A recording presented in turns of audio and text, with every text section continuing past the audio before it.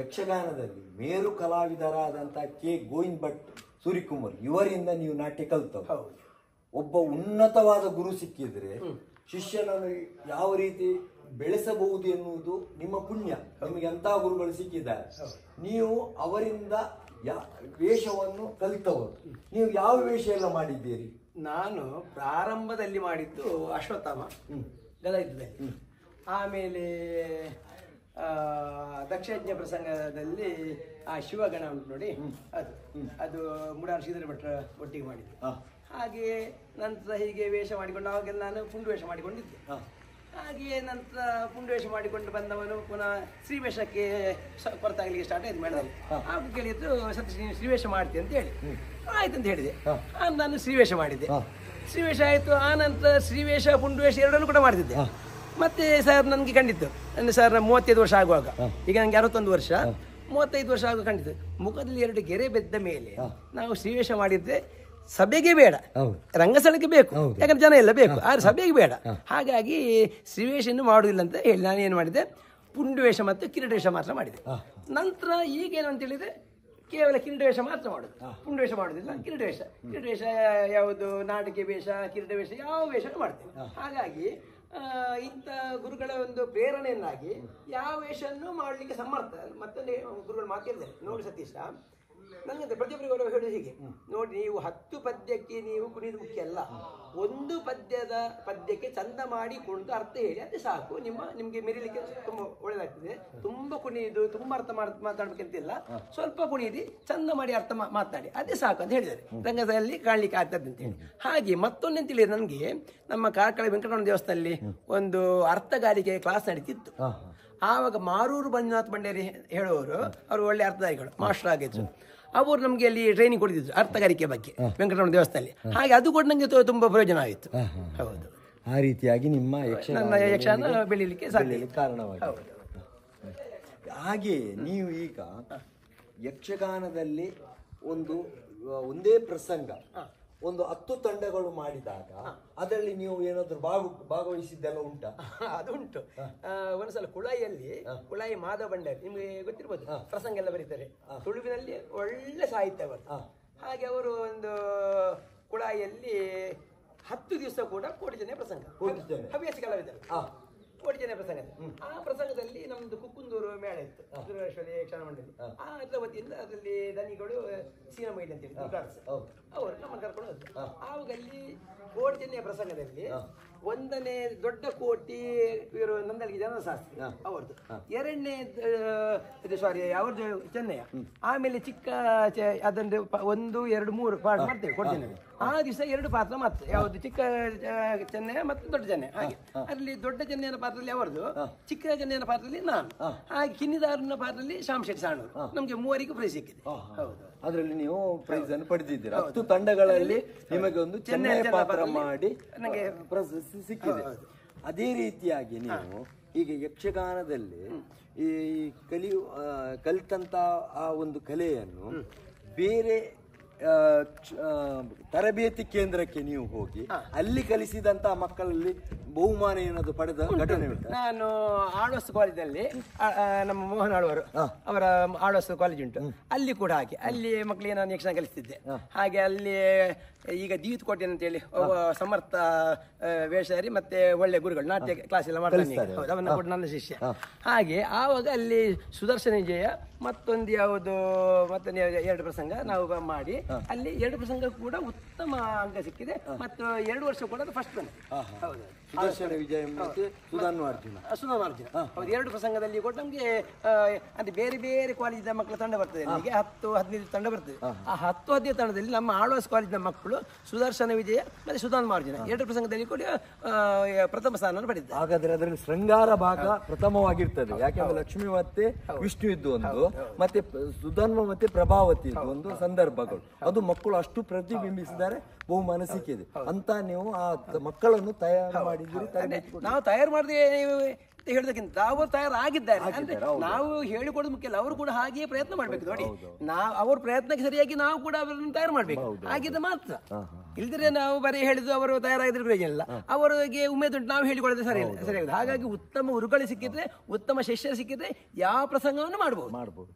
ಆ ರೀತಿಯಾಗಿ ನೀವು ಯಕ್ಷಗಾನದಲ್ಲಿ ಆ ಒಂದು ತರಬೇತಿಯನ್ನು ಮಾಡಿದ್ದೀರಿ. ಹೀಗೆ ಹೋಗ್ತಾ ಇರುವಾಗ ನಿಮ್ಮ ಆ ಯಕ್ಷಗಾನದ ಪಯಣದಲ್ಲಿ ಬೇರೆ ನೀವು ಹೊರ ರಾಜ್ಯಕ್ಕೆ ನೀವು ಯಕ್ಷಗಾನಕ್ಕೆ ಹೋದದ್ದು ಏನಾದ್ರು ಘಟನೆ ಉಂಟು.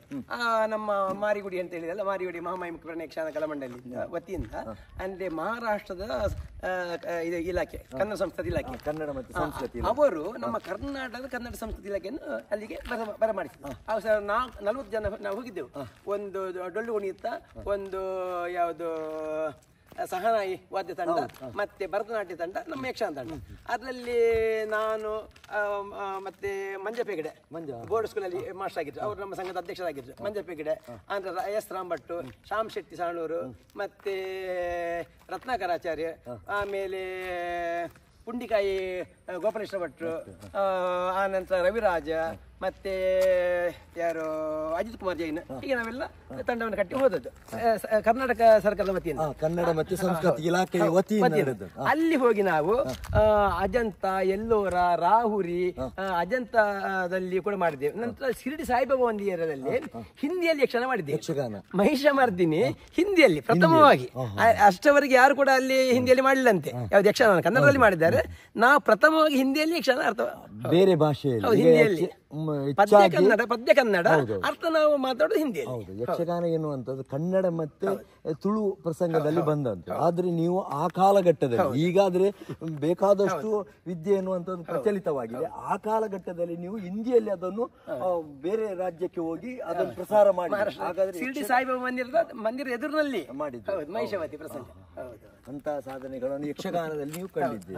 ಯಕ್ಷಗಾನ ನಿಮ್ಮ ಧನ್ಯತೆ ಎನ್ನುವಂಥದ್ದು ಯಕ್ಷಗಾನದಲ್ಲಿ ಕಲಿಸುವುದು ಅಲ್ಲ, ತಾನೂ ಸಹ ಭಾಗವಹಿಸಿ ಧನ್ಯತೆಯನ್ನು ಯಕ್ಷಗಾನದಲ್ಲಿ ಕಂಡಿದ್ದೀರಿ. ನಾವು ಯಕ್ಷಗಾನದಲ್ಲಿ ನಾವು ಕಲಿಸ್ಬೇಕು, ನಾವು ಕಲಿಬೇಕು. ಮತ್ತೆ ಯಕ್ಷಗಾನ ಹೇಳಿ ನೋಡಿ ಸಮುದ್ರ, ಅದು ಇನ್ನೂ ಕೂಡ ಕಲಿಲಿಕ್ಕುಂಟು. ನಾವು ಕಲಿತ ಬರೀ ಒಂದು 10 ಅಂಶ ಅಷ್ಟೇ. ಈಗ ನೋಡಿ ನಮ್ಮ ಇವರು ಹೇಳ್ತಿದ್ರು, ಅವರು ಶ್ರೇಣಿ ಗೋಪಾಲಕೃಷ್ಣ ಭಟ್ರು, ಅವರು ಯಕ್ಷಗಾನ ಅಂತ ಹೇಳಿದ್ರೆ ಸಮುದ್ರ, ಅದು ಯಾವುದು ಸಮುದ್ರ ಎಷ್ಟು ಬಗ್ಗಿದ್ರು ಬರ್ತದೆ, ಅದರಲ್ಲಿ ಕಡಿಮೆ ಆಗೋದು ಅಂತ ಹೇಳಿಲ್ಲ. ಹಾಗಾಗಿ ನಾವು ಇನ್ನೂ ಕಲಿಕುಂಟು. ಯಾಕಂದ್ರೆ ನೀವು ಇವರದ್ದು ಶ್ರೇಣಿಯವರದ್ದು ಸಾಮಗ್ರದಲ್ಲಿ ಅರ್ಥ ಕೇಳಿರ್ಬೋದು.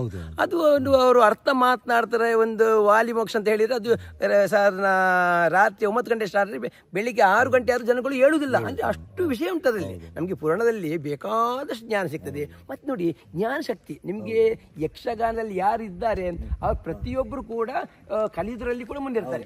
ಯಾಕೆ ನಂಗೀಗ 61 ವರ್ಷ, ನನ್ನ 41 ವರ್ಷ ಯಕ್ಷಗಾನ ಪಯಣದಲ್ಲಿ ನಾನು ತುಂಬಾ ಕಡೆ, ಈಗ ಇಲ್ಲಿ ಕ್ರಿಯೇಟಿವ್ ಕಾಲೇಜ್ನಲ್ಲಿ ಕೂಡ ಅಲ್ಲಿ ಒಂದು ಸಾನಿವಂತ ರಾವತ್ ಹುಡುಗಿದ್ಲು, ಅವಳು ಯಾವುದು ಸೈನ್ಸ್ನಲ್ಲಿ ಸ್ಟೇಟಲ್ಲಿ ಫಸ್ಟ್ ಬಂದಾಳೆ.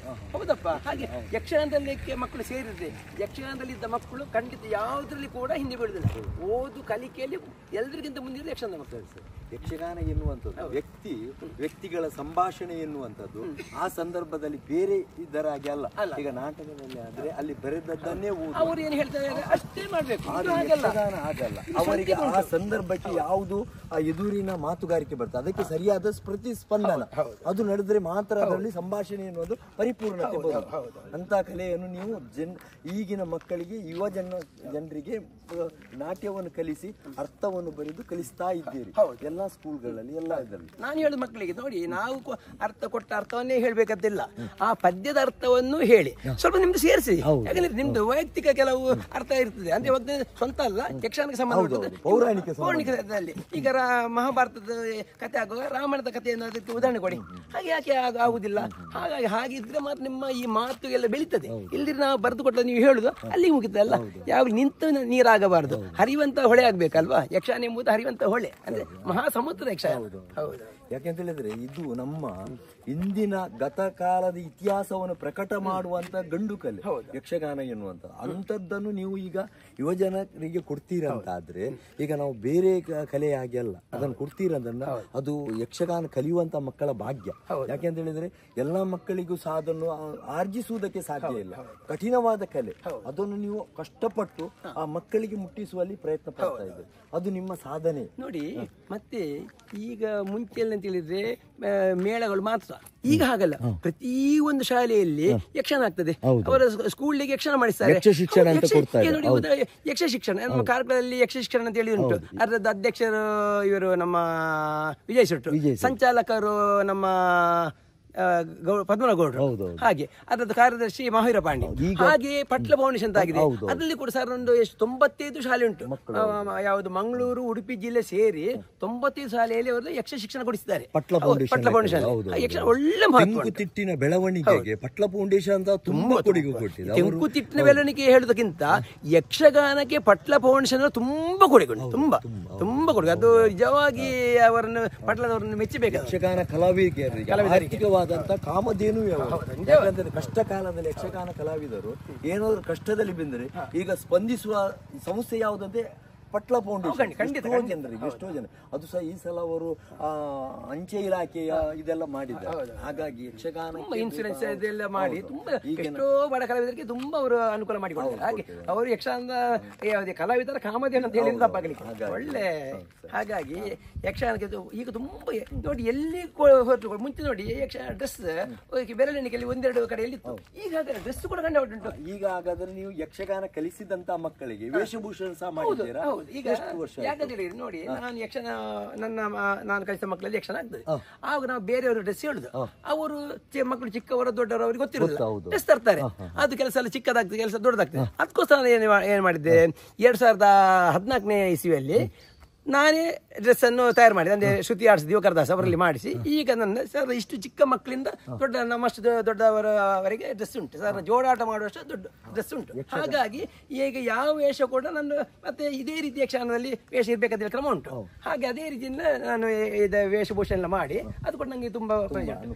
ನನ್ನ ವೇಷಭೂಷಣಕ್ಕೆ ಅದಲ್ಲಿ ಕೂಡ ಹಾಗೆ ಮೇಕಪ್ಗೆ ಶಿವರಾಮ ಪಂಜ ಮತ್ತೆ ಶರತ್ ಭಟ್, ನಂತರ ಇವರು ಶಂಕರನ್ ಅಂತೇಳಿ ಪೋಸ್ಟ್ ಆಫೀಸ್ನವರು, ನಮ್ಮ ಪಕ್ಷಿಗೆರೆ ಅವರು, ಮತ್ತೆ ನೀವು ಬರ್ತೀರಿ, ಹಾಗೆ ಸುಮಂತ ಆಚಾರ್ಯ, ಹೀಗೆ ತುಂಬಾ ಜನ ನೀವೆಲ್ಲ ನಮ್ಗೆ ತುಂಬಾ ಸಹಕಾರ ಮಾಡ್ತೀರಿ.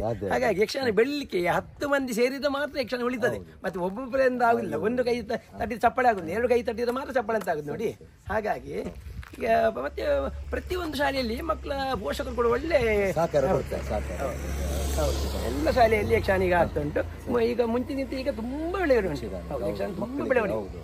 ಯಾಕೆಂತ ಹೇಳಿದ್ರೆ ಇದು ನಾವು ಈ ರೀತಿ ಬೆಳವಣಿಗೆ ನಿಮ್ಮಂತ ಗುರುಗಳು ಮಾಡಿದ್ರು. ಈ ಕಾರ್ಕಳದಲ್ಲಿ ಕೆಲವು ಹೆಚ್ಚಿನ ಸಂಖ್ಯೆಯಲ್ಲಿ ಗುರುಗಳಿಲ್ಲ, ಬೆರಳೆಣಿಕೆ ಗುರುಗಳಿದ್ದಾರೆ. ಅದರಲ್ಲಿ ಸಹ ನೀವು ಈ ಯಕ್ಷಗಾನವನ್ನು ಮಕ್ಕಳಿಗೆ ಕಲಿಸ್ತಾ ಇದ್ದೀರಿ. ಅಂತ ಒಂದು ಕಲೆಯನ್ನು ಉಳಿಸಿ ಬೆಳೆಸುವಲ್ಲಿ ಈಗ ಇನ್ನು ಮುಂದಿನ ಯುವ ಜನಾಂಗಕ್ಕೆ ಮುಟ್ಟಿಸುವಲ್ಲಿ ನೀವು ಯಾವ ರೀತಿ ಪ್ರಯತ್ನ ಉಂಟು? ನಾನು ಹೇಳುದು ನೋಡಿ ಪ್ರಭಾಕರ್ರೆ, ಯಕ್ಷಗಾನವನ್ನು ನಾವು ಕಲಿಸ್ತೇವೆ, ಆದ್ರೆ ಕಲಿಸುವಾಗ ನಾವು ಮೊದಲು ಸರಿಯಾಗಿ ಕಲಿಬೇಕು. ನಾವು ಸರಿಯಾಗಿ ಕಲಿತು ಆದ್ರೆ ಮಕ್ಕಳಿಗೆ ಕಲಿಸುವ. ಇದು ಕೆಲವು ಸಲ ಈಗ ಎಲ್ಲ ಗುರುಗಳಂತ ಆಗಿದ್ದಾರೆ. ಈಗ ನೀವು ನೋಡ್ತೀರಲ್ವಾ, ಏನಂತೇಳಿದ್ರೆ ಅಲ್ಲಿ ಆ ಕುಣಿಯುವ ಹೆಜ್ಜೆಗೆ ಅದೊಂದು ಇದಿಲ್ಲ, ಎಂತ ಒಟ್ಟಾರೆ ಕುಣಿಯುವುದು ಪರಿಪೂರ್ಣವಾದ ನಾಟ್ಯದ ಅನುಭವ ಇಲ್ಲದೆ ಕಲಿಸಿದ್ರೆ ಕೆಲಸ ನೋಡಿ. ಪ್ರವೇಶ ದಸ್ತು ಕೊಡುದಿಲ್ಲ. ನಂತರ 3 ದಿಗಣ ಹಾಕಿ 3 ದಿಮ್ಕಟ್ ಹಾಕ್ಲಿಕ್ಕೆ ಉಂಟು. ಈಗ 4 ದಿಗಣ 5 ದಿಗಣ ಅಥವಾ 3 ಸಿಂಗಲ್ ದಿಗಣ 3 ಡಬಲ್ ದಿಗಣ ಇಲ್ಲ, ಅಲ್ಲಿವರೆಗೆ ಮುಗಿತಿ. ನನ್ನ ಹಾಗಲ್ಲ, ನಾನೇ ಅಂತ ಹೇಳಿದ್ರೆ ಅಲ್ಲಿ ಅವ್ರು ಕುಣಿಯ ಕೊಟ್ಟು ನೋಡ್ತೇನೆ ನಾನು. ಅವ್ರು ಹಾಗೇ ಮಾಡ್ಬೇಕು. ಯಾವುದು ನಮ್ಗೆ ಗುರುಗಳು ಯಾವ ರೀತಿ ಕಲಿಸ್ತಾರೆ ಅದೇ ರೀತಿ ವೇಷ ದಸ್ತು ಕೊಡ್ಬೇಕು. ನಂತರ 3 ಸಿಂಗಲ್ ದಿಗಣ ಹಾಕ್ಬೇಕು, 3 ದಿಮ್ಕಿಟ, ಮತ್ತೆ ಬಂದು ಕಿರೀಟ ವೇಷಕ್ಕೆ ಅಂತಾರೆ 4 ದಿಗಣ, ಅದೇ ಬೇರೆ ಪುಂಡು ವೇಷ ಅಂತಾರೆ ಜಾಸ್ತಿ ಹಾಕಿ ತೊಂದ್ರಿಲ್ಲ. ಆ ಲೆಕ್ಕಾಚಾರ ಬಿಡಬಾರ್ದು ಹೇಳೋದಕ್ಕಾಗಿ. ಯಾಕೆ ಅದೇ ಪರಂಪರೆ, ಅದೇ ನಮ್ಮನ್ನ ಗತಿ. ಯಕ್ಷಗಾನದ ನಡೆ ಮತ್ತೆ ಅದರಲ್ಲಿ ಕೊಟ್ಟಿರುವಂತ ತಾಳಗಳ ಗತಿಗಳು ಅದಕ್ಕೆ ಪೂರಕವಾಗಿ ಉಂಟು. ಯಾವುದು ಯಾರು ಕುಣಿತಾರ ಆ ನಡೆಯೊಳಗಿದ್ರೆ ಮಾತ್ರ ತಾಳದ ಗತಿ. ಈಗ ಒಟ್ಟು ತಾಳ ಬಿಟ್ಟು ಕುಣಿಯುವುದು ಅಲ್ಲಿವರೆಗೆ ಆಗಿದೆ. ನಮ್ದು ಸರ್ಕಸ್ ಎಲ್ಲ ನಮ್ದಿಲ್ಲ. ಏನಿದ್ರು ಹಿರಿಯರು ಯಾವ ದಾರಿ ತೋರಿಸ್ತಾರೆ ಆ ದಾರಿಯಲ್ಲಿ ನಡೆಯುದು. ಯಾಕೆಂದ್ರೆ ನಿಮ್ಗೆ ಸೂರ್ಯಕುಮಾರ್ ಗೋವಿಂದ ಭಟ್ರು ಇದ್ದಾರಲ್ಲ, ಅವರು ಯಕ್ಷಗಾನದ ನಾಟ್ಯದ ಭೀಷ್ಮ ಆ ರೀತಿಯ ಪರಂಪರೆಯಲ್ಲಿ ಬಂದವರು. ಅವರು ಅಲ್ಲಿ ಕಲ್ತದ್ರಿಂದ ನಿಮ್ಮಲ್ಲಿ ಅದು ಅಷ್ಟು ತಳಪಾಯ ಗಟ್ಟಿಯಾದ್ರಿಂದ ನಿಮ್ಗೆ ಅದು ಅಷ್ಟು ಪರಿಪೂರ್ಣವಾಗಿ ಮಕ್ಕಳಿಗೆ ಕಲಿಸ್ಲಿಕ್ಕೆ ಅನುಕೂಲವಾಗಿದೆ. ಯಕ್ಷಗಾನದಲ್ಲಿ ನೀವು ಮೇರು ಕಲಾವಿದರಾದಂತ ಕೆ ಗೋವಿಂದ ಭಟ್ ಇವರಿಂದ ಕಲ್ತವರು. ನೀವು ಕಲ್ತು ಎಷ್ಟೋ ಸಾವಿರಾರು ಮಕ್ಕಳಿಗೆ ಯಕ್ಷಗಾನ ನಾಟ್ಯವನ್ನು ಕಲಿಸಿದ್ದೀರಿ. ಅದೇ ರೀತಿ ನಿಮ್ಮಿಂದ ಕಲ್ತ ಮಕ್ಕಳು ಯಾರಾದ್ರೂ ಈಗ ತರಬೇತಿ ಕೊಡ್ತಾ ಇದ್ದಾರೆ ಯಕ್ಷಗಾನ? ಹೌದೌದು ಇದ್ದಾರೆ. ಯಾಕಂದ್ರೆ ಒಂದು ನಮ್ಮ ಆಡೋಸಲ್ಲಿ ನಾನು ಕಲಿಸಿದ ಹುಡುಗ ಜೀವಿತ ಕೋಟೆಯನ್ನು, ಅವನೀಗ ಮುಂಕುರಿಯಲ್ಲಿ ಮಂಗಳೂರಲ್ಲಿ ಒಂದು ಶಾಲೆಯಲ್ಲಿ ಶಿಕ್ಷಕ ಆಗಿದ್ದಾನೆ. ಶಾಲೆಯಲ್ಲಿ ಅವನು ಯಕ್ಷಗಾನ ತರಬೇತಿ ಕೊಡ್ತಾನೆ. ಅಂತ ವೆಂಕಟೇಶ ಅಂತೇಳಿ ಎನ್ನಳೆಯವನು, ಅವನು ನಮ್ಮ ನೆಲ್ಲಿಕಟ್ಟೆ ಯಕ್ಷಗಾನ ಮಂಡಳಿ 3ರಲ್ಲಿ ಕಲ್ತವನು. ಮತ್ತೆ ಕೀರ್ತನ್ ಅಂತೇಳಿ ಅವನು ಕೂಡ ಹಾಗೆ ನನ್ನ ಬೇರೆ ಶಾಲೆಯಲ್ಲಿ ಯಕ್ಷಗಾನ ಕಲ್ತವನು. ಅವರಿಗೆ 3 ಜನ ಕೂಡ ಟ್ರೈನಿಂಗ್ ಕೊಡ್ತಾರೆ, ತರಬೇತಿ ಕೊಟ್ಟು ಮಕ್ಕಳಿಗೆ ಯಕ್ಷಗಾನ ಮಾಡಿಸ್ತಾರೆ. ಹಾಗೆ ಯಕ್ಷಗಾನದಲ್ಲಿ ಈಗ ಎಷ್ಟೋ ಜನ ಹೇಳ್ತಾರೆ ಯಕ್ಷಗಾನದಲ್ಲಿ ಅಷ್ಟು ಏನು ಲಾಭ ಉಂಟು, ಅದರಲ್ಲಿ ಏನು ಜೀವನ ನಡೆಸಲಿಕ್ಕೆ ಸಾಧ್ಯತೆ ಉಂಟು ಅಂತ ಹೇಳುವಂತ ಒಂದು ಕಾಲಘಟ್ಟ ಕೆಲವರ ಅಭಿಪ್ರಾಯ. ಅದು ಪರಿಪೂರ್ಣತೆ ಅಂತ ಹೇಳಲಿಕ್ಕೆ ಆಗುದು. ಆದ್ರೆ ಯಕ್ಷಗಾನದಲ್ಲಿ ನಿಮ್ಮಲ್ಲಿ ಕಲಿತಂತ ಹುಡುಗರಲ್ಲಿ ಯಾರಾದ್ರೂ ಈ ಪ್ರಸ್ತುತ ಹಿಂದೆ ನೀವು ಎಷ್ಟೋ ಜನರು ಕಲಿಸಿದೆ, ಅದು ಬಿಡುವ, ಪ್ರಸ್ತುತ ಸಾಲಿನಲ್ಲಿ ಒಂದು ಉನ್ನತ ವೇಷ ಮಾಡಿ ಉನ್ನತ ಮೇಳದಲ್ಲಿ ಕಲಾ ಪ್ರಕಾರತೆಯನ್ನು ತೊಡಗಿಸಿದವರಿದ್ದಾರೆ? ಇದ್ದಾರೆ, ತುಂಬಾ ಜನ ಇದ್ದಾರೆ. ಈಗ ಉದಾಹರಣೆಗೆ ನಮ್ಮ ಇಲ್ಲಿಯವನೇ ಕೀರ್ತನ್ ಅಂತೇಳಿ, ಕೀರ್ತನ್ ಗೌಡ, ಅವನು ಒಂದು ಸಲ ಸುದರ್ಶನ ಮಾಡಿ ಒಂದೇ ದಿವಸ ಒಂದು ಕಡೆಯಲ್ಲಿ ಮಕ್ಕಳ ಯಕ್ಷಗಾನದಲ್ಲಿ ಸುದರ್ಶನ ಮಾಡಿ ಅಲ್ಲಿ ಪ್ರಥಮ ಬಹುಮಾನ. ಅದೇ ದಿವಸ ವಿನಾಯಕ ಭಟ್ ದೇವಸ್ಥಾನದಲ್ಲಿ ಭಾರ್ಗವ ವಿಜಯಲ್ಲಿ ಭಾರ್ಗವ ಮಾಡಿ ಅಲ್ಲಿ ಬಹುಮಾನ ಅಲ್ಲ, ಅದೊಂದು ಸಭೆಯಿಂದ ಒಬ್ರು ಬಂದವನಿಗೆ ಬೆಳ್ಳಿಯ ನಾಣ್ಯ ಕೊಟ್ಟರು. ಒಳ್ಳೆದಾಗಿದೆ ಅಂದ್ರೆ ಅಷ್ಟು ಪ್ರೌಢತೆ ಹೊಂದಿದ ಮಕ್ಕಳಿದ್ದಾರೆ. ಹಾಗೆ ತುಂಬಾ ಮಂದಿ ಹಾಗೆ ಕಾಂಪಿಟೇಷನ್ ಅಲ್ಲಿ ಹೋಗಿ ಭಾಗವಹಿಸಿ ಪ್ರಶಸ್ತಿ ಇದು ಪ್ರಥಮ ಬಹುಮಾನ ಪಡೆದ ತುಂಬಾ ಮಕ್ಕಳಿದ್ದಾರೆ. ಹೌದು, ಯಕ್ಷಗಾನ ಅಂತ ಹೇಳಿದ್ರೆ ನೋಡಿ, ನಾವು ಯಕ್ಷಗಾನಕ್ಕೆ ಎಷ್ಟು ಗೌರವ ಕೊಡ್ತೇವೆ ಅಷ್ಟು ನಮ್ಮನ್ನ ಮೇಲಕ್ಕೆ ಕೊಂಡೋಗ್ತದೆ. ಹೌದು, ಯಾಕಂದ್ರೆ ನಾವು ಈ ಚೆಂಡನ್ನು ನೆಲಕ್ಕೆ ಬಾರಿಸಿದಾಗೆ, ಚೆಂಡನ್ನು ಮೆಲ್ಲ ಬಾರಿಸಿದ್ರೆ ಮೆಲ್ಲ ಮೇಲೆ ಹೋಗ್ತದೆ, ಗಟ್ಟಿಗೆ ಬಾರಿಸಿ ಅಷ್ಟೇ ಎತ್ತರ ಆಗ್ತದೆ. ಹಾಗಾಗಿ ನಾವು ಯಕ್ಷಗಾನಕ್ಕೆ ಎಷ್ಟು ಗೌರವ ಕೊಡ್ತೇವೆ, ಅದನ್ನು ನಾವು ಎಷ್ಟು ಪೂಜಿಸ್ತೇವೆ, ಅದನ್ನು ನಾವು ಆ ಯಕ್ಷಗಾನವನ್ನು ದೇವರ ಹಾಗೆ ಭಯಭಕ್ತಿ ನಾವು ಕಾಣ್ತೇವೆ, ಖಂಡಿತವಾಗಿ ನಮ್ಮ ಜೀವನದಲ್ಲಿ ಅದು ಉನ್ನತ ಸ್ಥಾನಕ್ಕೆ ಏರಿಸ್ತದೆ ಅಂತ ಹೇಳೋದಕ್ಕೆ ಅನೇಕ ಶಿಷ್ಯರಿದ್ದಾರೆ. ಈಗ ಕಟ್ಟಿಮೇಳದಲ್ಲಿ ಯತೀಶಾಚಾರ್ಯ ಅಂತ ಇದ್ದಾನೆ, 2ನೇ ಶ್ರೀವೇಶ, ಹಾಗೆ ತುಂಬಾ ಜನ ಇದ್ದಾರೆ. ಕಟ್ಲಿ ಮೇಳದಲ್ಲಿ ತುಂಬಾ ಹವ್ಯಾಸಿಗಳಾಗಿದ್ದಾರೆ, ಬೇರೆ ಬೇರೆ ಮೇಳಗಳಲ್ಲಿ ತುಂಬಾ ಮಂದಿ ಇದ್ದಾರೆ. ಈಗ ಇದರಲ್ಲಿ ಹಿರಡಿಕೆ ಮೇಳದಲ್ಲಿ ಒಬ್ಬ ಎಂತ ಶ್ರೀಕರ್ ಏನ ಅವನೊಬ್ಬ ಇದ್ದಾನೆ, ವೇಷ ಮಾಡಿ ತುಂಬಾ ಜನ ಇದ್ದಾರೆ. ತುಂಬಾ ಹವ್ಯಾಸಿ ಆಗಿದ್ದಾರೆ, ಮೇಳದಲ್ಲಿ ಆಗಿದ್ದಾರೆ, ತುಂಬಾ ಮಂದಿ ಇದ್ದಾರೆ. ನೀವು ಸರ್ಕಾರಿ ಉದ್ಯೋಗದಲ್ಲಿ ಇದ್ದುಕೊಂಡು ವೇಷ ಮಾಡುವವರು ಕೂಡ ಇದ್ದಾರೆ. ನೀವು ಕಲಿಸಿದಂತಹ ಮಕ್ಕಳು ನಾಟ್ಯವನ್ನು ಮತ್ತೆ ಮೇಳವನ್ನೆಲ್ಲ ಕಲಿತು ಆರ್ಥಿಕವಾಗಿ ಭದ್ರತೆ ಬರುವಂತಹ ಯಕ್ಷಗಾನದಲ್ಲಿ ನಿಮ್ಗೆ ಆರ್ಥಿಕತೆ ಖಂಡಿತವಾಗಿ ಉಂಟು. ಯಾಕಂದ್ರೆ ಅವರ ಜೀವನವನ್ನು ಸಾಗಿಸುವುದಕ್ಕೆ ಯಕ್ಷಗಾನ ಖಂಡಿತವಾಗಿ ಯಕ್ಷಗಾನ ನಿಮ್ಮನ್ನು ಹಾಳು ಮಾಡುವುದಿಲ್ಲ. ಯಕ್ಷಗಾನ ಉನ್ನತ ಮಟ್ಟಕ್ಕೆ ಸೇರಿ, ಆದ್ರೆ ನಾವು ಅದೇ ರೀತಿಯಲ್ಲಿ ಸಾಗಬೇಕು. ಈ ಯಕ್ಷಗಾನ ಹೆಸರಲ್ಲಿ ನಾವು ಬೇಡದೆಲ್ಲ ಚಟಕ್ಕೆ ಹೋದ್ರೆ ಅದು ನಮ್ಮನ್ನು ಅಷ್ಟೇ ಅಡಿಗೆ ತಳ್ತದೆ. ಯಕ್ಷಗಾನವನ್ನು ಪೂಜಿಸಿ ನೀವು ಎಷ್ಟು ಗೌರವಿಸ್ತೀರಿ, ನಿಮ್ಗೆ ನಿಮ್ಮ ಜೀವನ ಸಾಗಿಸುವುದಕ್ಕೆ ಈಗ ನೀವು ನೋಡಿರ್ಬೋದು ಎಷ್ಟೋ ಮಂದಿ ಕಲಾವಿದರಿದ್ದಾರೆ, ಯಕ್ಷಗಾನ ಜೀವನ ಹೋಗುದಿಲ್ವಾ, ಹೋಗ್ತಾರೆ, ಅವ್ರ ಮಕ್ಕಳಿಗೆ ವಿದ್ಯಾಭ್ಯಾಸ ಕಲಿಸಿಲ್ವಾ. ಇದು ಎಂತ ಹೇಳಿದ್ರೆ ಕೆಲವರು ಮಕ್ಕಳು ತಂದೆ ತಾಯಿಗಳು ನನ್ನ ಮಗ ಡಾಕ್ಟರ್ ಆಗಬೇಕು, ನನ್ನ ಮಗ ಇಂಜಿನಿಯರ್ ಆಗಬೇಕು ಅಂತ ಹೇಳಿ ಕಲಿಸ್ತಾರೆ. ಮತ್ತೆ ಅವರು ಎಲ್ಲಿಯೋ ಇವರು ಎಲ್ಲಿಯೋ. ಯಕ್ಷಗಾನದವರು ಹಾಗಲ್ಲ, ನನ್ನ ಮಗ ಒಂದು ವಿದ್ಯೆಗೆ ಬೇಕು, ಅದು ಯಕ್ಷಗಾನ ಕಲಿಲ್ಲ ಅಂತ ಹೇಳಿ ಕಲಿಸುವವರು ಈಗ ಅದೇ ಮಕ್ಕಳು ತಂದೆ ತಾಯಿ ನೋಡುವವರಿದ್ದಾರೆ, ಎಷ್ಟು ಮಂದಿ ಇದ್ದಾರೆ. ಕೂಡು ಕುಟುಂಬ ಆಗಿದ್ದಾರೆ ಯಕ್ಷಗಾನದ ಕಲಾವಿದರು, ಮನೆಯವರು ಕೂಡು ಕುಟುಂಬ. ಅದು ನೀವು ಡಾಕ್ಟರ್ ಇಂಜಿನಿಯರ್ ಆದವರು ಮಕ್ಕಳೆಲ್ಲಿಯ ತಂದೆ ಎಲ್ಲಿಯೋ, ಹಾಗೆ ಆಗಬಾರ್ದು. ನಾಟ್ಯ ಗುರುಗಳಾದ ಸತೀಶ್ ಮಡಿವಾಳ ಅವರೇ, ಯಕ್ಷಗಾನದಲ್ಲಿ ತಮ್ಮ ಅಸೀಮ ಸಾಧನೆಗೆ ನಮೋ ನಮಃ. ಬಾಲ್ಯದಲ್ಲಿಯೇ ಯಕ್ಷಗಾನದ ಆಸಕ್ತಿ ಅಭಿರುಚಿ ಹೊಂದಿ ಯಕ್ಷಗಾನ ಗುರುಗಳಿಂದ ತರಬೇತಿ ಪಡೆದು ಹವ್ಯಾಸಿ ಕಲಾವಿದನಾಗಿ ವೃತ್ತಿಪರ ವೇಷಧಾರಿಯಾಗಿ ಅನನ್ಯ ಸಾಧನೆಗೈದಿರಿ. ಪ್ರಸ್ತುತ ಯಕ್ಷಗಾನ ನಾಟ್ಯ ಗುರುಗಳಾಗಿ ಸಹಸ್ರಾರು ಮಂದಿ ಶಿಷ್ಯಂದಿರಿಗೆ ಕಲಾ ಪ್ರಾವೀಣ್ಯತೆ ದೊರಕಿಸಿಕೊಡುವಲ್ಲಿ ಯಶಸ್ಸನ್ನು ಕಂಡಿದ್ದೀರಿ. ನಿಮ್ಮ ಸಾಧನೆಗೆ ನೂರಾರು ಸನ್ಮಾನ, ಗೌರವ, ಅಭಿನಂದನೆ, ಸ್ಮರಣಿಕೆ, ಪ್ರಶಸ್ತಿಗಳನ್ನು ಪಡೆದು ಕೃತಾರ್ಥರಾಗಿದ್ದೀರಿ. ಕಾರ್ಕಳದ ಯಕ್ಷಗಾನ ಪ್ರತಿಭಾನ್ವಿತರಿಗೆ ವೇಷಗಾರಿಕೆಗೆ ಅಗತ್ಯವಾದ ಪರಿಕರಗಳು ಒಂದೆಡೆಯಲ್ಲಿ ಲಭ್ಯವಾಗಬೇಕೆಂಬ ಸದುದ್ದೇಶದಿಂದ ವೇಷಭೂಷಣಗಳ ಬೃಹತ್ ಸಂಗ್ರಹ ರೂಪಿಸಿದಿರಿ. ನಮ್ಮ ಎಲ್ಲ ವೀಕ್ಷಕರ ಪರವಾಗಿ ತಮಗೆ ಉಜ್ವಲ ಭವಿಷ್ಯವನ್ನು ಹಾರೈಸುತ್ತೇವೆ. ನಿಮಗೂ ನಿಮ್ಮ ಚಾನೆಲ್ಗೂ ಧನ್ಯವಾದಗಳು.